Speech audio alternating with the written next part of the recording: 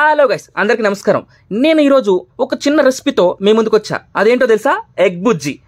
ఊకోవా, egg బుజ్జి గురించి మాకు తెలియదు అనుకున్నాం ఏంది అని అంటారేమో, కానీ నేను చెప్పే రెసిపీతో మీరు వంట చేసి చూడండి, మీ ఇంట్లో వాళ్ళు అద్భుతంగా ఉందంటారు. ఇంట్లో వాళ్ళే కాదు, ఫ్రెండ్స్ అండ్ ఫ్యామిలీ ఎవరైనా సరే తిన్నారంటే మై మర్చిపోతారు, ముద్దకి ఆహా అంటారు. అదేలాగో ఈ వీడియోలో చూద్దాం రండి. నేను చెప్పినట్టుగా 4 ఉల్లిపాయలు, 2 పచ్చిమిర్చి, 1 టమాటా, అలాగే 2 కోడిగుడ్లు. మేమైతే ఇద్దరు ఉన్నాం కాబట్టి 2 కోడిగుడ్లు తీసుకున్నా. మీ ఇంట్లో ఎంతమంది ఉన్నారో దాన్ని బట్టి స్ట్రెంత్ బట్టి మీరు తీసుకోండి ఎన్ని కోడిగుడ్లు అనేవి. సో నా వరకు అయితే ఇవి సరిపోతాయి. సో ప్రజెంట్ అయితే నేను ఈ రెసిపీ గురించి మీకు చెప్తున్నా, మీరు దాన్ని బట్టి తీసుకొని క్వాంటిటీ కూడా పెంచుకోండి.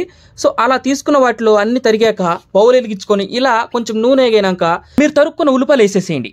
ఉల్లిపాయలు వేసినాక అవి కొంచెం ఫ్లేమ్లో అయినాక 4 పచ్చిమిరపకాయలు వేయండి. ఏది మనం కోసుకున్నాం చూడండి దాకా ఆ పచ్చిమిర్చి వేసేసి మెల్లగా సిమ్లో పెట్టేసి మెల్లగా కొంచెంసేపు తిప్పండి.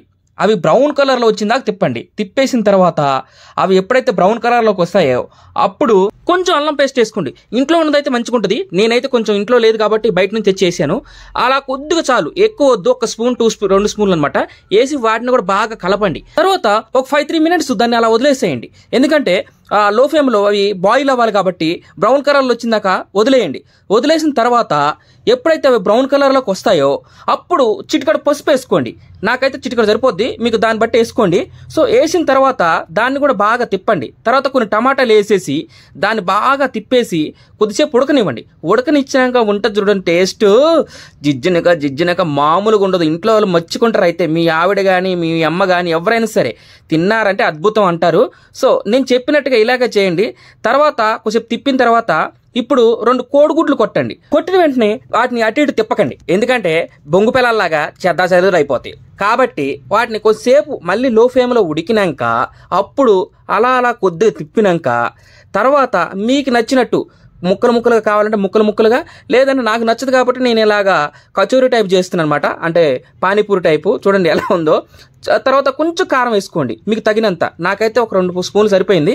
మీరు దాన్ని బట్టి టేస్ట్ చూసి వేసుకోండి. 2 స్పూన్లు వేసినాక అలా తిప్పుకొని, ఎక్కువ తిప్పకండి మరీ పాడైపోద్ది. సో మెల్ల కొంచెం తిప్పుకున్నాక మీరు మసాలా వేసుకుంటే మసాలా, లేదా ధనియాల పొడి అయితే ధనియాల పొడి, లేదా గరం మసాలా అయితే గరం మసాలా, లేదంటే కొబ్బరి పొడి. నాకైతే మటన్ మసాలా ఇష్టం కాబట్టి కొద్దిగా అలా వేసేసిన. మీరు ఏది కావాలంటే అది వేసుకోవచ్చు, బట్ అది ఎక్కువ కూడా వేసుకోకండి, తగినంత వేసుకోండి. ఎందుకంటే టేస్ట్ చేంజ్ అయిపోద్ది, మళ్ళీ నేను చెప్పినట్టు చేయలేదని అంటారు.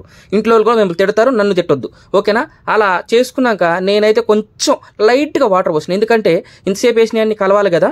సో కొంచెం ఒక డ్రాప్ వాటర్ పోసేసి వాటిని బాగా కలబెట్టాను. కలబెట్టేసిన తర్వాత వాటిని జస్ట్ ఒక 5 మినిట్స్ అలా లో ఫ్లేమ్లో ఉడకనివ్వండి. ఉంటుంది చూడండి కర్రీ టేస్ట్. ఈ జన్మమే రుచులు చూడటానికే ఉన్నది అని గంతులు వేస్తారు ఇంట్లో వాళ్ళు కూడా. చిన్న మీకు కూడా మతి బోద్దనమాట, ఎందుకంటే ఆ కర్రీ చేసింది నేనేనా, ఇంకా నయ్యం ఇంట్లో తింటే ఉంటారో పోతారో అనే డౌట్